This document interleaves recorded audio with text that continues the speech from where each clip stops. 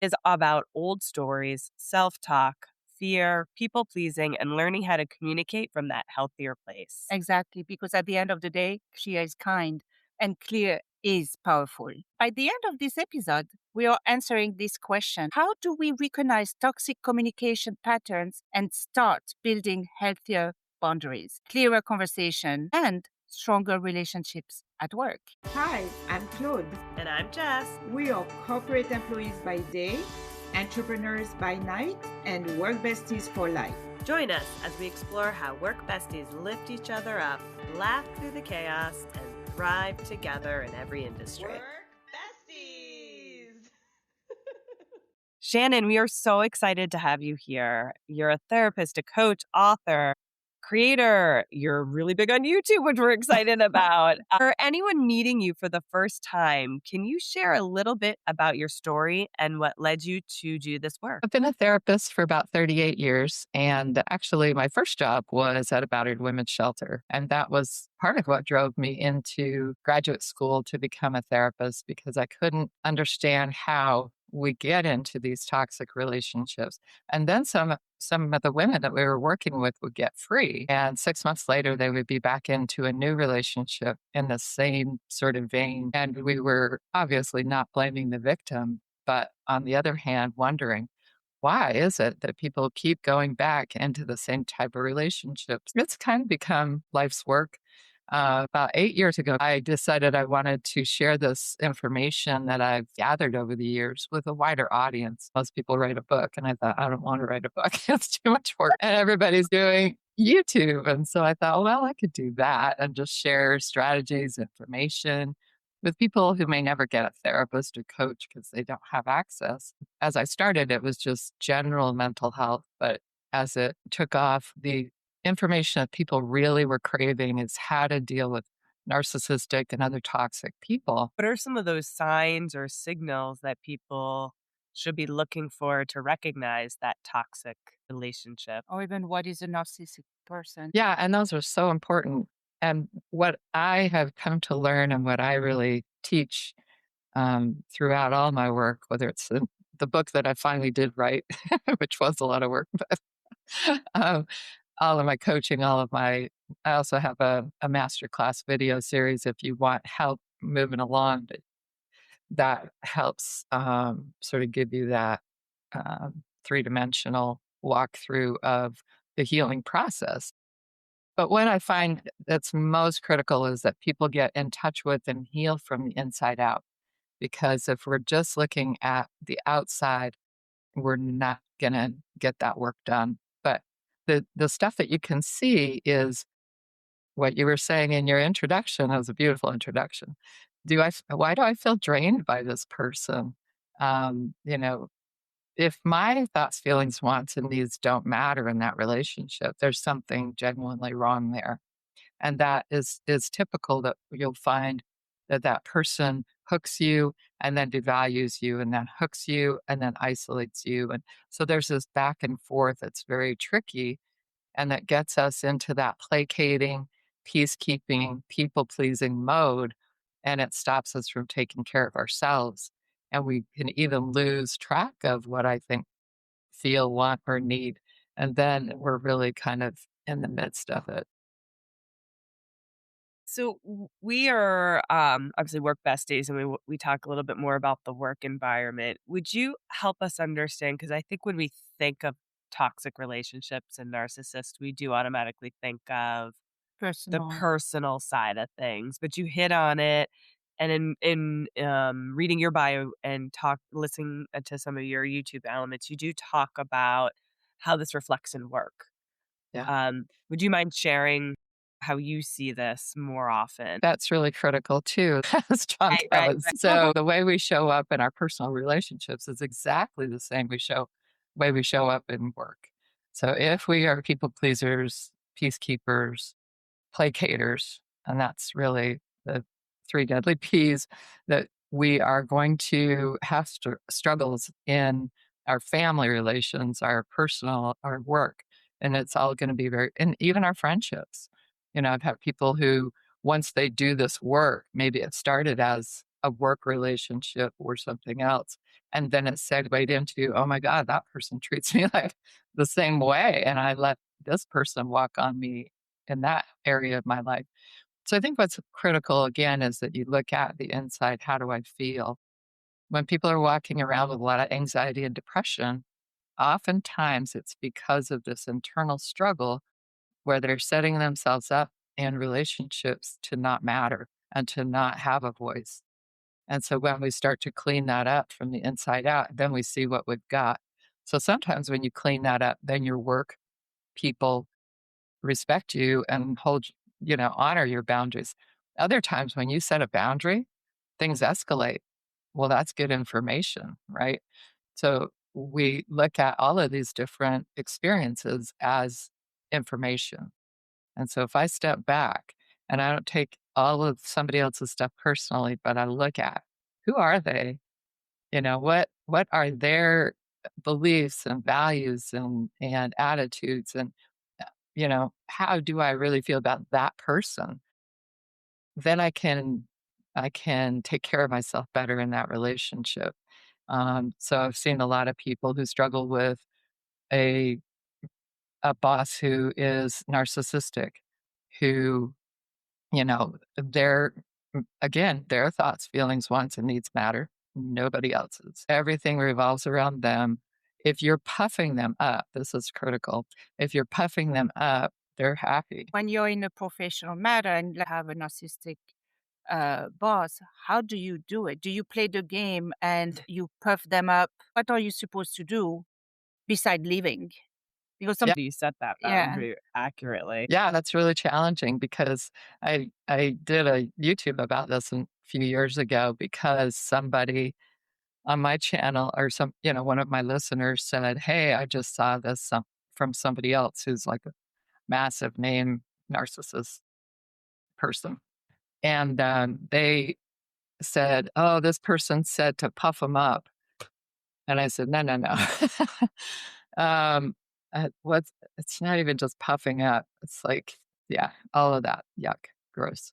So we don't want to do that because that's demeaning and it can be as simple as, I really don't like being spoken to that way. I'm going to take a break. I'm going to hang up now. Let's talk later.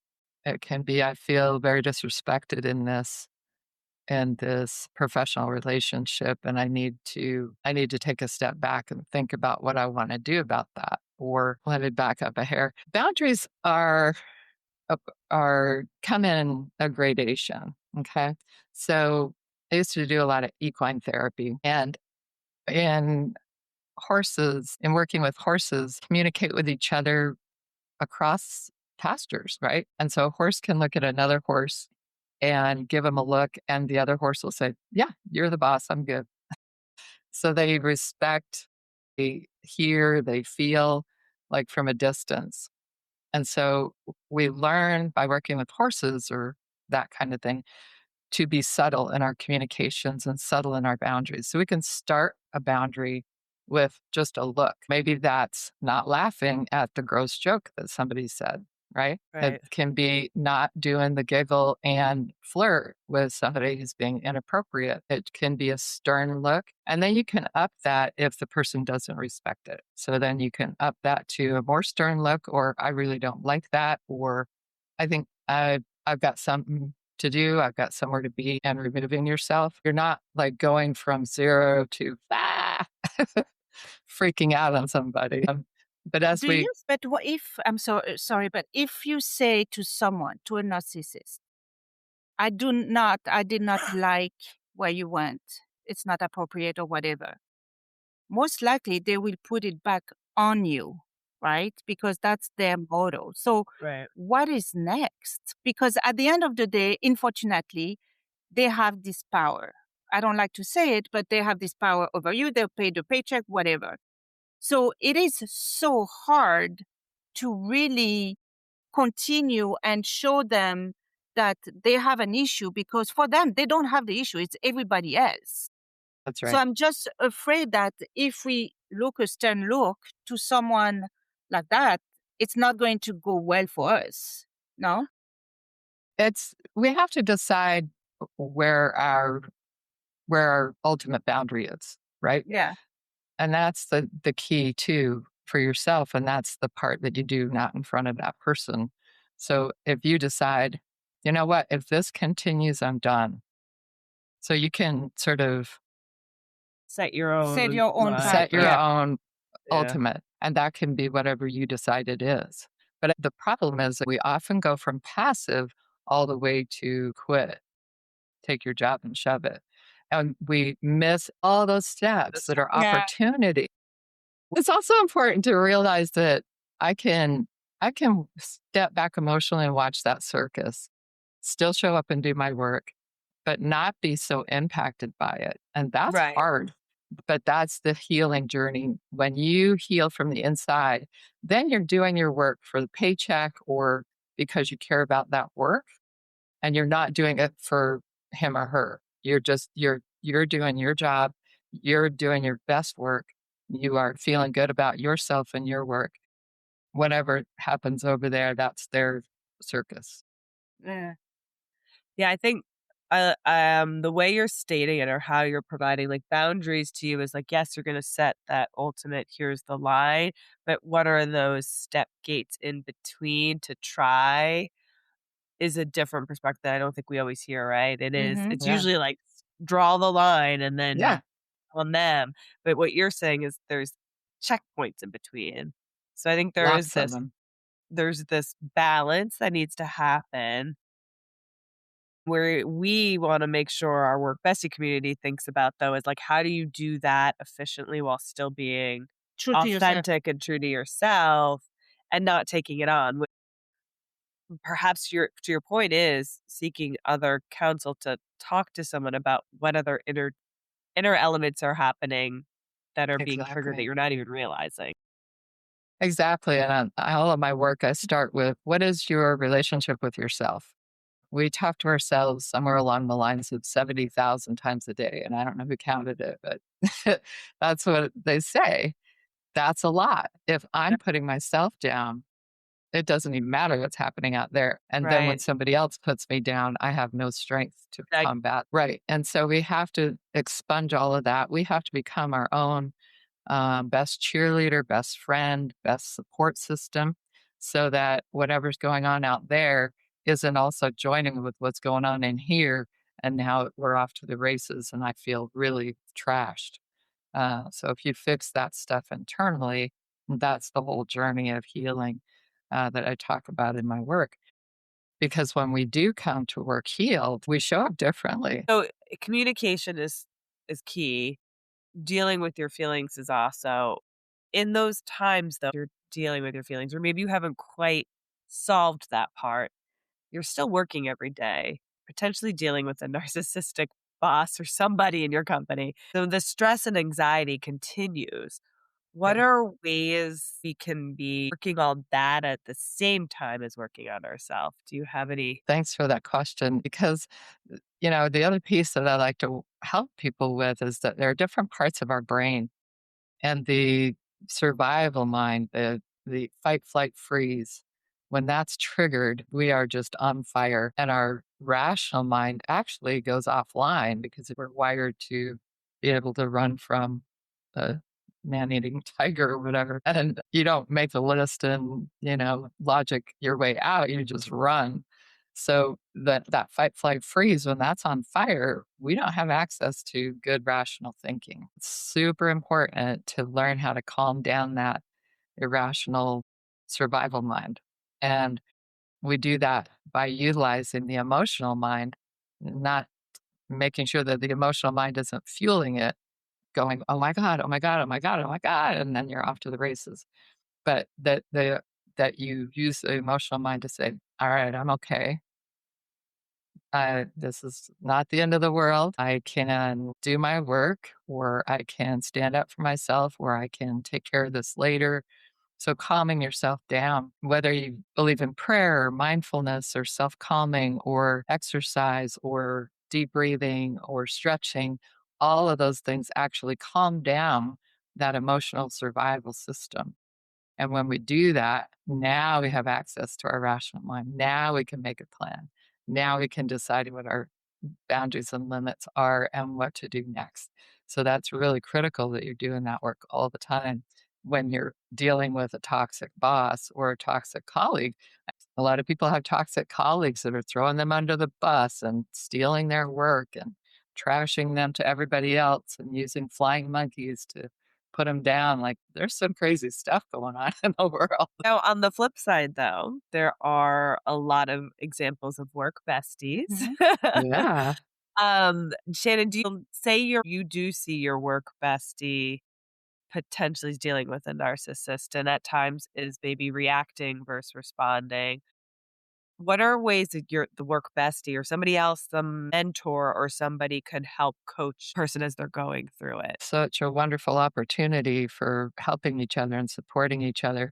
I think helping them see. So if we look at somebody with narcissistic or toxic qualities, they're ultimately wanting control and, you know, it's all greed, money, power, the usual things. And what they do to get that is everything. So if you think of their strategies as a smorgasbord, they've got intimidation, manipulation, undermining you, isolating you, making you feel like you're super special, and then undermining you or isolating you. Like all these different games are just games. And it's just a whole bunch of different hooks on a wall. And they're just trying to hook you with whatever works. They keep hooking you with that. If that stops working, they got 18,000 other ideas. So when you help somebody to stand back and go, wow, even if they, pour on the tears and the guilt trip and the intimidation, it's all the same BS, all the same garbage. So it's helping somebody see it's not about you. They did this to everybody before. They're going to do this to everybody after you. And Yeah. this is not your circus, not your monkeys. How do you help them to just do their job and not react and not get their own stuff triggered? Also, it's true about narcissists. They're like sharks with blood in the water. They know exactly what your buttons are, and they're going to go right in for that jugular. As soon as you start bleeding, then they go in harder and they keep at you. So it's so important to have that sense of stepping back and not letting any of that impact you. And instead, when someone does something like that to you, you go, wow, apparently that's good information. I see how incredibly toxic and mean that person really, really is. Like, who would do that? Who would say that? That goes back to what your question was, Love. You are dealing with a boss you feel is going to have a bad effect when you set Mhm. that's what you do to stop giving the Yeah, emotional the emotional response. response, which I do believe they will double down on it for a But while yeah, yeah. And you because just keep giving the non-emotional. exactly, they will double down because they want to They get wanna something break you. out of you. Yep. Then at the end, they'll go, you know what? It's not working. Let me find another victim. Yeah. Unfortunately, they will. They'll go find somebody But else yeah. to poke and prod. But if you can be that, now some people call it the gray rock. I like to call it the journalist. So if you think of Christiane Amanpour, she was just like what a rock star in journalism because she just was like she could be interviewing like a terrorist or a serial killer. It didn't matter. She was just there and doing her job and showing up. And if she went and broke down later, the bombs are going off and all that stuff, but she's like unflappable. She's present, doing her thing, totally smart, rational, doing the work, but not getting emotionally involved and allowing herself to be completely separate and present in herself. How do you know when like there's hope versus maybe I just need to distance myself? It's the breaking point or points that we should be registering as we're having those conversations. I think it has to do with the response that you see. And again, if we've taken that emotional step back, their stuff is not my fault. I didn't cause it and I can't cure it. And that's kind of an Al Anon concept. I didn't cause it, I can't cure it. So when we step back and we look at that from a bit of a distance, then we can see, okay, all I did was set a boundary, or all I did was say, hey, don't speak to me that way. Or all I did was like really normal stuff. And that person went ballistic or went off and pouted or went off and trashed me to everybody else. It's like, wow, good information. And Yeah. at some Yeah. point, you may have to quit or you just keep being stronger and stronger in your step back place. Um, and just stronger and stronger in that journalist place. You'll see a Yeah. response either like, "Oh, sorry about that," an escalation. And like I said, though, there's like a 18,000 million games. And so even a little microaggression or a little pouty or a little, "You don't appreciate me," that's another game, right? Yeah. And when do you know exactly when it's time for distance or when it's time for a conversation? That's a hard one. I think that's why coaching and counseling is important, but work besties could do that for each other, right? So if you are kind of talking to each other about how to help each other through that kind of thing, and then saying, okay, no, this is a red line that I won't let it go beyond, or, you know, thinking about, and I think it's a good idea to write it out. And that's why in my book I talk about journaling, and in my master class in coaching, it's journaling is how we communicate with ourselves, right? And so we can journal out all our feelings, we can journal out all our thoughts and our needs, and then make a plan. That again puts us in our rational mind and helps us to go through something more methodically and not just get triggered and reactive. Because when we're triggered and reactive, we create less respect and less boundary with that person. And when they're journaling, are they documenting what has transpired, or this is more about your engagement and approach as you're dealing with it? It's really about processing. If it's really a toxic work environment, then you should be documenting. My purpose in having people journal is to recognize these are my feelings, they're not facts, Right. because people get Okay. lost in that too. I feel, X, Y, and Z. Those are not necessarily facts. It's how I feel. And it's a combination of my whole entire history and the present moment. Your bestie can help you to sort out, okay, that's old stuff. This is current. Then it also helps us to get in a rational mind and make a plan. What we also have to recognize is sometimes it's time to get out and our heart's still really hooked in there. And Yeah. this back and forth has sucked us into a trauma bond. I know that sounds really weird that we would have that feeling at work, but Yeah. it's very possible that we have parts of that we love, and maybe even parts of that relationship that's toxic that we're attached to. Because when you suss it out and say, well, wait, A, B, C, and D are true. I don't love that person, I'm attached, or I don't love that job, I'm attached. We have to suss that out. And journaling helps you to get in your rational mind and put all that down. And then you can say, okay, I'm going to follow this plan. I'm even getting out, even though my emotions are still hooked. How do you know, or is there a time that when you can start to see that healthy communication is just not working, so you need to disengage? That's a tough one. It's really important just to stay in touch with yourself. Journaling helps you do that. Notice the toll it's taking on you emotionally, physically, mentally, um, all of the different things. Talk with somebody who's known you a while. Does this make sense for me anymore? What have you noticed? Because people oftentimes know more about what we're going through than we do. They're like, Right. dude, you are so depressed and so anxious since you've been working there, and you need to just stop. When we do that internal work, then we are much clearer about what is my old stuff and what's current. And then we're much more capable of standing up for ourselves and more capable of saying, I'm done. Being in that rational mind also helps us make a plan.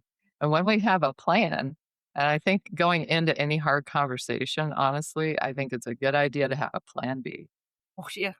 so that you can say, hey, dude, I could go out and I could quit this job in 5 minutes. I could restart my other thing. And so you decide, I'm done with this bullying, right? So if you Yeah. have a plan, whether you say that plan out loud, you can feel it inside your heart and soul. And you can have that, no, I'm done with this behavior. Their choices to stop the behavior or you're going to be out the door. So when you come with a plan in your mind, you're going to stand more strongly. At the same time, is it even worth it to go down to their level and say, I'm not going to accept that? Because I think it's not going to change anything in their end. But it can. I've been so surprised over the years, Claude and Jess. Some relationships I thought didn't have a prayer changed radically because somebody showed up completely differently. And that person valued that person enough and was somehow humbled to making those changes. And I've seen relationships I thought are fine and they went down the tubes because that person escalated when the boundaries were set. So you really don't know. Friendships, sibling relationships, you don't know until you do that internal stuff and then show up fully. And we have to kind of hold ourselves to that, showing up fully. If we're showing up as placaters and we're showing up sort of putting in everything and not accepting or expecting anything in return, we need to change that story. And when we do, we don't know what's going to happen.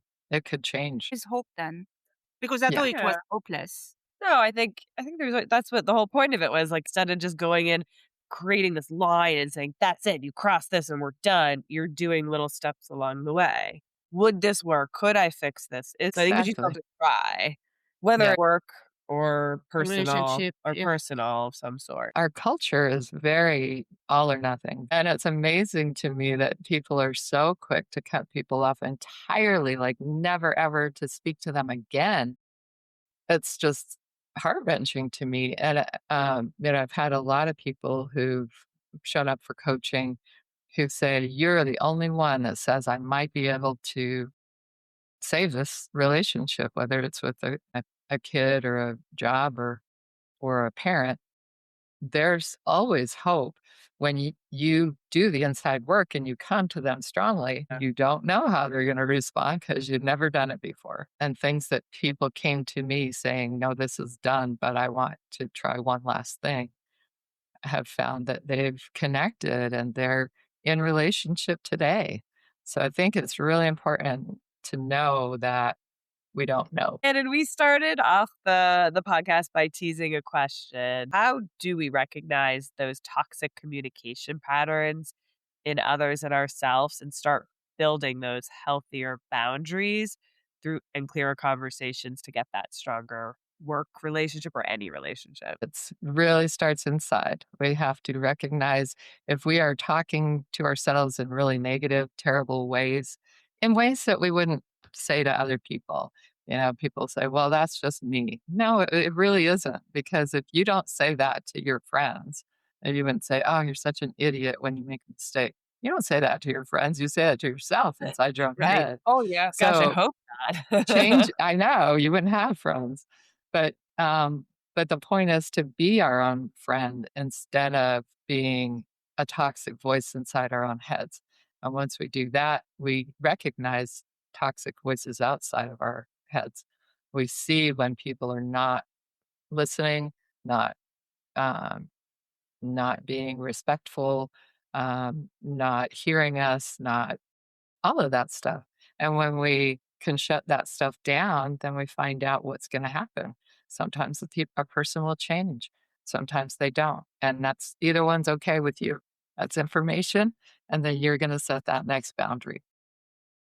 That's awesome. Right. Thank you so much for that. Just wanted to say thank you so much, Shannon, for being on our podcast. We've learned so much. And we look forward to continuing our partnership with you. For all the work besties out there, we hope you took away something from this. Please like, share, and provide us feedback. And as always, keep supporting each other. Bye. Remember, whether you're swapping snacks in the break room, rescuing each other from endless meetings, or just sending that perfectly timed meme, having a work bestie is like having your own personal hype squad. So keep lifting each other up, laughing through the chaos, and of course, thriving. Until next time, stay positive, stay productive, and don't forget to keep supporting each other.